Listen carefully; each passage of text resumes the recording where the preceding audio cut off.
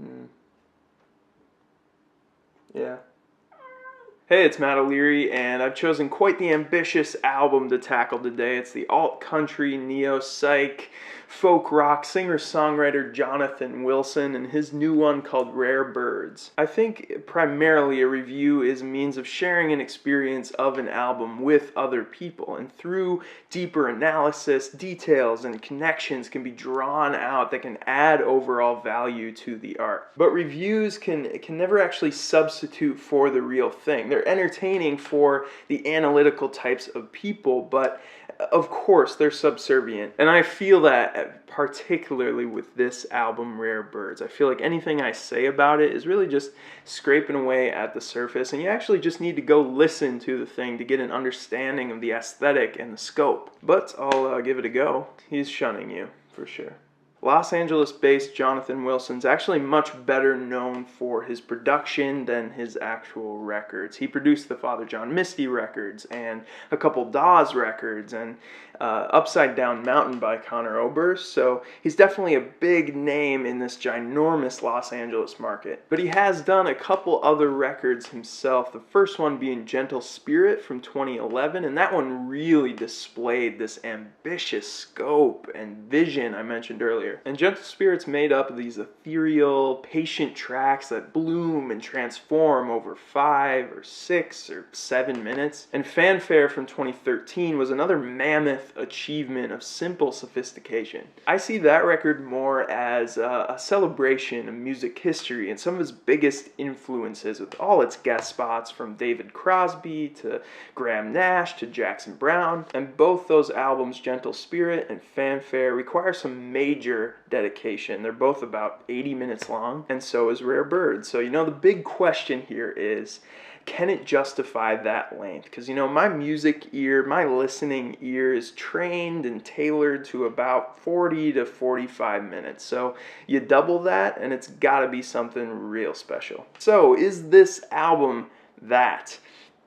We'll get to that eventually, but we're gonna take it slow because there's a lot to digest here and we gotta earn it, As I usually like to do, let's start with the opening track, Trafalgar Square. Right away with that super lethargic Pink Floyd opening, it feels like he's maintained that genteel sound, but this time there's an air of mystery to it. It's ominous and super suspenseful, much more so than your typical West Coast highway driving album. I love the transitions in this track from this part to that acoustic hammer-on interlude and then that galloping southern rock. It really sets the stage for the intricacy and the sprawling structure that runs throughout. The song Me is a profoundly philosophical musing with some more of these Renaissance art references with Botticelli's Angels, and then we get this picture of heaven as sitting around playing cards with Jesus. I think of this song as sort of meta. It's a metacognition. It's the acknowledgement of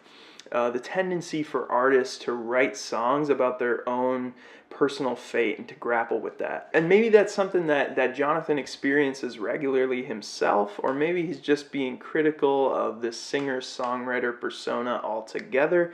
It's not entirely clear. I really like that it's not just intensely cynical like something from Mr. Josh Tillman himself, but it definitely is pushing in that direction. I mean, there's definitely something a little bit tongue-in-cheek about this cover here. A little bit vaporwavy, yeah. The songs Loving You or Over the Midnight are the most overtly war on drugs-like tracks with their very sterile and steady beats. Over the Midnight really fits with this utopian vision that Wilson's really painting throughout the album, No fear, no killing, no hatred.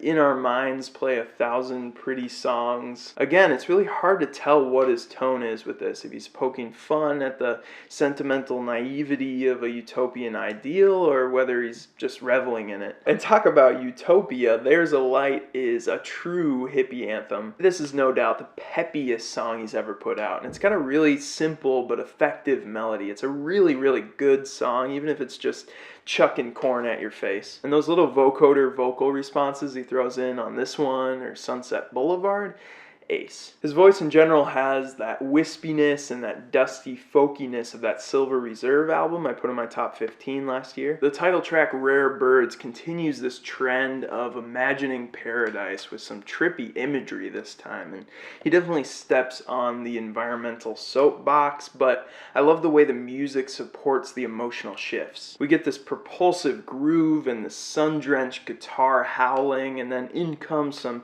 acidic synth tones that remind me a lot of that new MGMT. All of a sudden we shift into this country section, and he mentions falsetto folkies. I'm not sure exactly what that is, but his singing is so light and so feathery here. It's just gorgeous. And he's definitely stretching his vocal range a little bit more on this song, which doesn't happen very often. Most of the time he's comfortable just droning back and forth within one octave. The song Miriam, Montague is another big highlight for me. There's just so much going on production-wise. This one must have just been so difficult to mix. The best part of this is that chorus that sounds like something from Cass McCombs, with those sequenced electronic arpeggios just kind of percolating in the background, and then those perky string swells. That is the most brilliant moment. Also, that dissonant, reverby electric keys part with the saxophone. That's an amazing song, really. Just ornate and lovely. Unfortunately, the second half of this album contains some electronic and digitally processed excursions that do not go over well, to say the least. Wilson can definitely create a lush atmosphere, but songs like Lovin' You or Living With Myself or Hard to Get Over just have the most lackluster and repetitive chord progressions that just go on and on and on. They're way too long, like 3 bloated ticks of songs just back to back to back.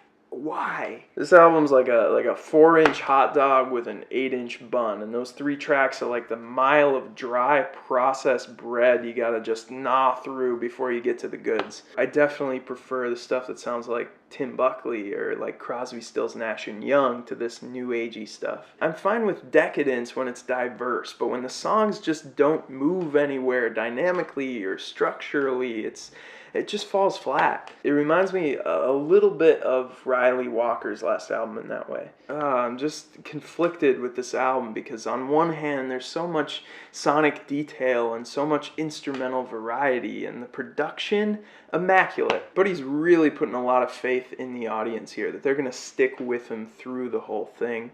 And I just don't think the songwriting on Rare Birds warrants that risk. Do please give it a listen, because there are some euphoric and incredible moments. But as a full album experience, this one is kind of a turgid experiment, and one where he just bit off a little more than he could chew. This one's a 5 out of 10 for me. Alright, that's it. That's Jonathan Wilson's Rare Birds. I love that album name. I do not love this album cover, but let me know what you think of the music on this thing. And like I said, it's a lot to digest, so definitely give it a few good quality listens. And as always, thank you so much for watching. Hey bud, what did you think? What did you think of this one? You love birds, don't you? Oh yeah, you love those birds.